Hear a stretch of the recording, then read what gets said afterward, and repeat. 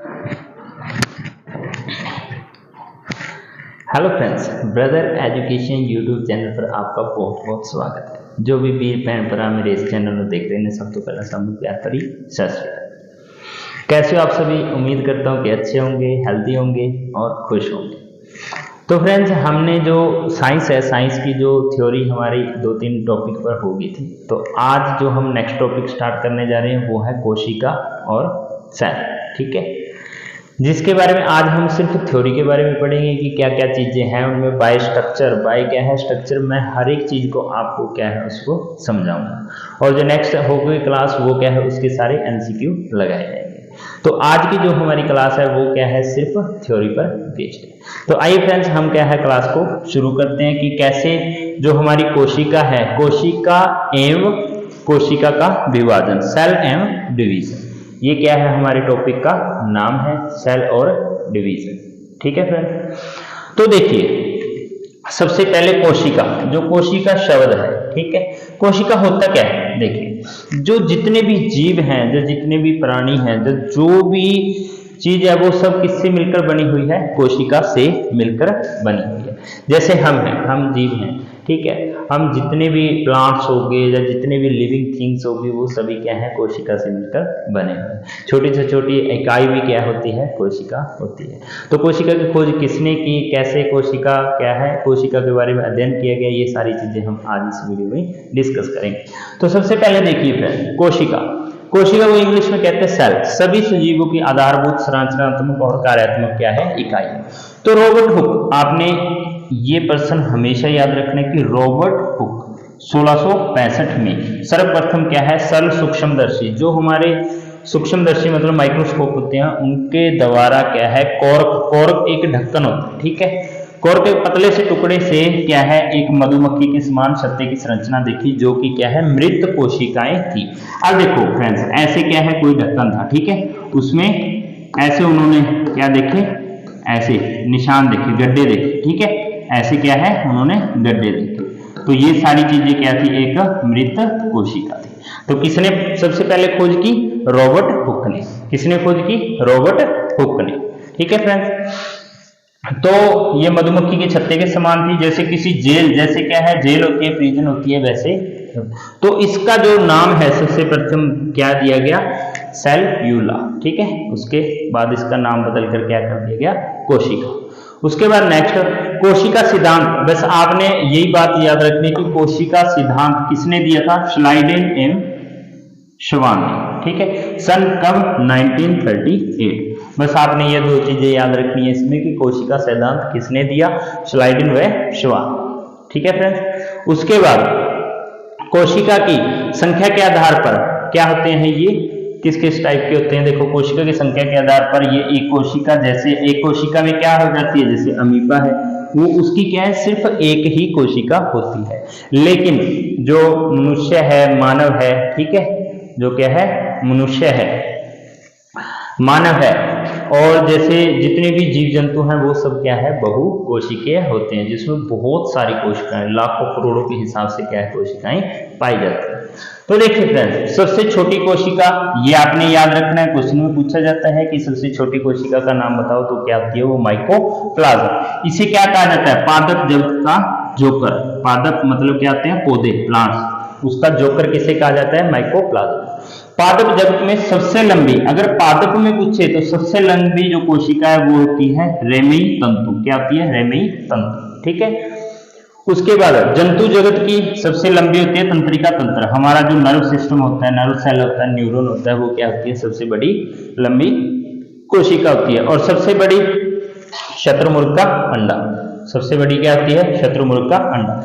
ये आज हम थ्योरी कर रहे हैं, जब इसके एमसीक्यू लगाएंगे तब आपको 1 बाय 1 पता चल जाएगा। ठीक है फ्रेंड, तो कौन सा होता है? शत्रुमुर्ग का अंडा। ठीक है, सबसे बड़ी कोशिका। कोशिका सिद्धांत विषाणुओं पर लागू नहीं होता। विषाणु मतलब वायरस। क्या होते हैं? वायरस। क्यों? क्योंकि ये अकोशिकीय होते हैं।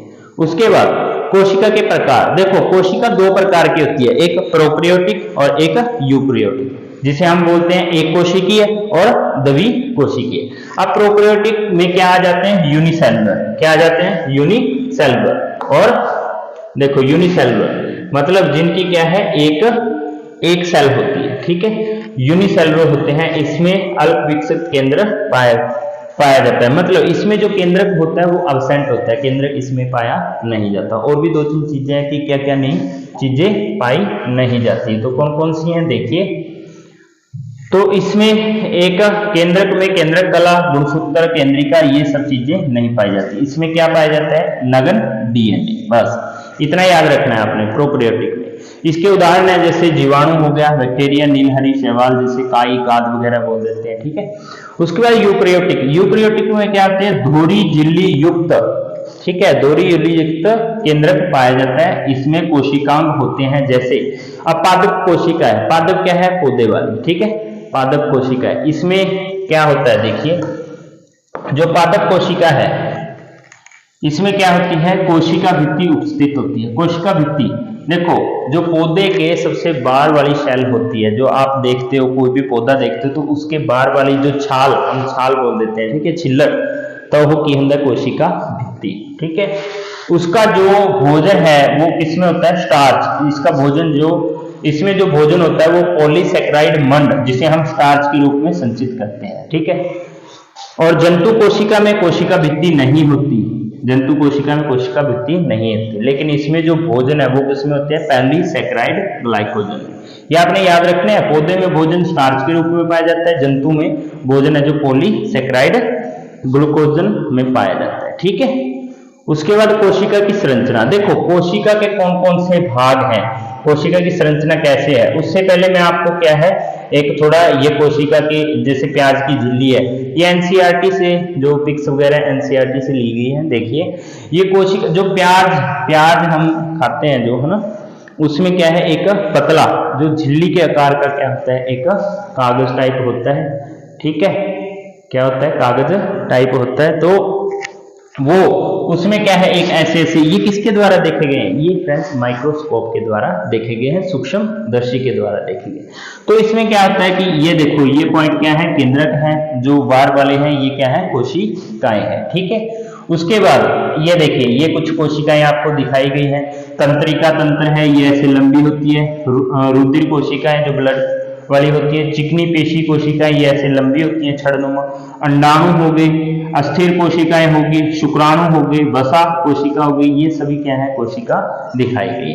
अब ये देखिए, ये जंतु कोशिका है, ठीक है, ये जंतु कोशिका का आपको स्ट्रक्चर दिखाया गया। इसमें क्या क्या चीजें पाई जाती हैं, देखो ये ऐसे है, जो ये क्या है, गोल्जी उपकरण, और ये ऐसे ये बना हुआ है, ये क्या है, चिकनी अंतर्द्रव्य जालिका, और ये अंदर वाला है केंद्रक झिल्ली, ये केंद्रक है, ठीक है। इसके बाहर वाली क्या हो जाएगी, केंद्रक झिल्ली, और ये बीच वाला क्या आ गया, केंद्रक, जिसे न्यूक्लियस भी बोलते हैं। और ये कोशिका द्रव, देखो एक तो होता है केंद्रक द्रव जो केंद्र के अंदर पाया जाएगा, ठीक है, और एक होता है कोशिका द्रव जो कोशिका के अंदर पाया जाएगा। उसके बाद ये देखो, एक ऐसे भी है, ये कौन सी होगी, खुदरी अंतर्द्रव जालिका, ये होता है माइटोकॉन्ड्रिया, जिसे हम क्या बोलते हैं, पावर हाउस ऑफ सेल। ये हो गए छोटे छोटे, ये क्या है, राइबोसोम, ये हो गया, ये क्या है, लाइसोसोम, ये ऐसे क्या बताएं, तार का प्लाज्मा झिल्ली। ये क्या क्या काम करते हैं, क्या क्या वर्क है, हम क्या है इसके बारे में अब सारा पढ़ते हैं। मैंने आपको एक कोशिका का स्ट्रक्चर दिखा दिया कि कैसे कैसे कोशिका होती है, ठीक है। अब देखिए, सबसे पहले आपको क्या क्या है, कोशिका भित्ति, जिसे हम इंग्लिश में बोलते हैं सेल वॉल। ये किसमें पाई जाती है, ये क्या है, मृत होती है। ये जो सेल्स होती हैं ये मृत होती हैं, और हमारे किसमें, ज्यादातर पौधों में पाई जाती है, ठीक है। और जो जीव जंतु होते हैं उसमें सेल वॉल नहीं पाई जाती। तो देखिए, कोशिका भित्ति क्या, कोशिका भित्ति, सेल वॉल, कवक और पादपों की जीव द्रव्य झिल्ली के बाहर, जैसे जो कोई भी पौधा है उसका तना हो गया, टहनियां होगी, उसके बाहर जो खुरदरा है वो सभी क्या है, सेल वॉल है। मुख्यतः ये किसमें पाए जाते हैं, पादप, कवक, जीवाणु, शैवाल में पाई जाती है। किस किस में नहीं पाई जाती, एक जंतु और एक प्रोटोजोआ, ये आपने याद रखना है। आपको क्या है, 4 ऑप्शन दे देगा, जैसे पूछ लिया कोशिका भित्ति इनमें से किसमें नहीं पाई जाती, आपको दे देगा पादप, कवक, जीवाणु, और एक दे देगा प्रोटोजोआ, तो आपने आंसर क्या लगाना है, प्रोटोजोआ। उसके बाद फ्रेंड्स आगे चलते हैं, आपको देखे हैं कोशिका झिल्ली या फिर सेल प्लाज्मा मेम्ब्रेन। ये आपको दिया हुआ है, ठीक है। तो इसमें क्या है, देखो कोशिका कलाजा झिल्ली, इसमें क्या है, जंतु कोशिका की बाह्यतम परत है। ये क्या है, बाह्यतम परत है जो कोशिका की बाहरी सीमा तय कर आकार बनाती है। जैसे अब कोई भी पर्सन है, उसकी बॉडी का आकार कोई ना कोई होगा, तो वो कौन डिसाइड करेगा, कोशिका। इससे बाहर क्या है, उसे वो बॉडी का साइज नहीं जा सकता, ठीक है। तो आपने बस इतना ही याद रखना है कि जो कोशिका जो सेल प्लाज्मा मेम्ब्रेन होती है वो जंतु कोशिका का बाह्यतम परत है, ठीक है। ये पौधे में भी पाई जाती है, लेकिन उसके बाहर क्या है, एक कोशिका भित्ति और पाई जाती है। उसके बाद अगला आता है जीव द्रव्य। क्या आता है, जीव द्रव्य। ये क्या आता है, इसे इंग्लिश में बोलते हैं प्रोटोप्लाज्म। जीव द्रव्य शब्द सन आपने याद रखना है, किसने बताया था, पुरकिंजे ने। किसने बताया, पुरकिंजे नामक वैज्ञानिक ने बताया था, ठीक है। जीव द्रव्य को जीवन की मौलिक इकाई, देखो जीवन की मौलिक इकाई किसे कहा जाता है, वैसे तो सेल को कहा जाता है, अगर सेल ना हो तो क्या आ जाएगा, जीव द्रव्य, ठीक है। उसे भौतिक इकाई क्या है, कहा जाता है। उसके बाद नेक्स्ट है हमारा भी क्या क्या इनके पार्ट हैं वो हम पढ़ेंगे। जीव द्रव्य निम्न दो भागों में बांटा गया, कौन सा है, कोशिका द्रव, ठीक है, और एक केंद्रक द्रव। अभी मैंने आपको देखो ये वाले स्ट्रक्चर में दिखाया था कि ये तो होगी कोशिका, ठीक है, ये क्या होगी, कोशिका। अब कोशिका द्रव और केंद्रक द्रव को पढ़िए। ये हमारा केंद्रक है, इसके अंदर जो भी आपको लिक्विड पाया जाएगा, जो भी तरल पदार्थ पाया जाएगा वो क्या होगा, केंद्रक द्रव। क्या होगा, केंद्रक द्रव, ठीक है फ्रेंड। और ये है हमारी सेल, ये क्या है, हमारी सेल। तो इसके अंदर जितना भी आपको तरल पदार्थ पाया जाएगा वो सब क्या होगा, कोशिका द्रव। ये देखो आपको लिखा हुआ भी है कोशिका द्रव, ठीक है फ्रेंड। तो हम वापिस चलते हैं। तो आपको क्या क्या दिया गया, देखो कोशिका द्रव, कोशिका में भरा हुआ सारा जीव द्रव्य जिसमें अन्य कोशिकांग उपस्थित होते हैं वो सब क्या है, कोशिका। और केंद्रक द्रव, केंद्रक में भरा सारा द्रव। अब आते हैं एंडोप्लाज्मिक रेक्टिकुलम, जिसे अंतः प्रद्रव्य जालिका हिंदी में बोलते हैं। ये दो टाइप की होती है, एक खुरदरी और एक चिकनी। खुरदरी और चिकनी, ये देखिए मैंने अभी आपको जो स्ट्रक्चर में दिखाया था, इसमें देखो एक तो आपको चिकनी अंतर्द्रव्य जालिका दे रखी है और एक खुरदरी। तो इन दोनों का अलग अलग काम है, इन दोनों का क्या है, अलग अलग काम है। तो कौन कौन सा काम है, देखो कार्य हम पढ़ते हैं। खुरदरी, खुरदरी में क्या आता है, ये कोशिका द्रवी सतह पर राइबोसोम युक्त होती है। ये इसमें क्या पाए जाते हैं, जो खुरदरी होती है इसके ऊपर क्या पाए जाते हैं, राइबोसोम, ठीक है। राइबोसोम का भी क्या कार्य है, आगे आएगा हमारे राइबोसोम। ये आरएनए और प्रोटीन बहुत ही छोटी कणिका में संरचना होती है, ये आगे आएगा हम पढ़ेंगे। तो जो खुरदरी होती है उसपे उसकी सतह के ऊपर क्या पाए जाते हैं, राइबोसोम, ठीक है। ये क्या है, प्रोटीन का संश्लेषण करती है। और जो चिकनी होती है उसमें क्या है, राइबोसोम नहीं पाया जाता। ये वसा के संश्लेषण का कार्य करती है, किसका, वसा। वसा मतलब फैट बोल दो, जैसे कोलेस्ट्रॉल किसी की बॉडी में बढ़ रहा है, ठीक है, वो इसी के कारण है, वो चिकनी अंतर्द्रव। तभी तो कहते हैं कि चिकनाई वाली चीजें क्या है, कम खाओ, जिससे क्या है, सेल में फैट नहीं आएगा और आप क्या रहोगे, स्वस्थ रहोगे, ठीक है। कोलेस्ट्रॉल बढ़ने का यही कारण है।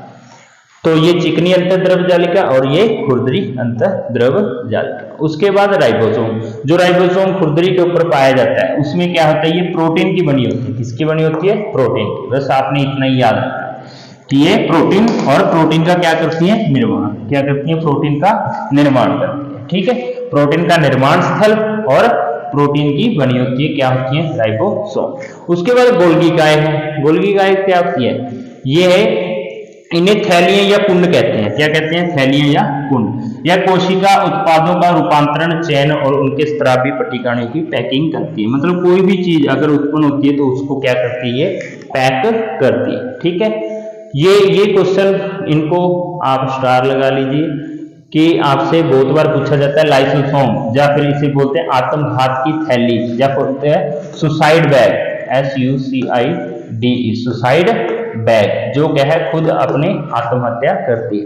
ये एकल झिल्ली युक्त संरचना है, इसे आत्मघात की थैली भी कहते हैं, क्योंकि अगर कोशिका का विघटन हो जाता है तो ये कोशिका को क्या कर देती है, मृत कर सकती है, इसलिए इसे सुसाइड बैग या फिर आत्मघात की थैली बोलते हैं। उसके बाद है माइटोकॉन्ड्रिया।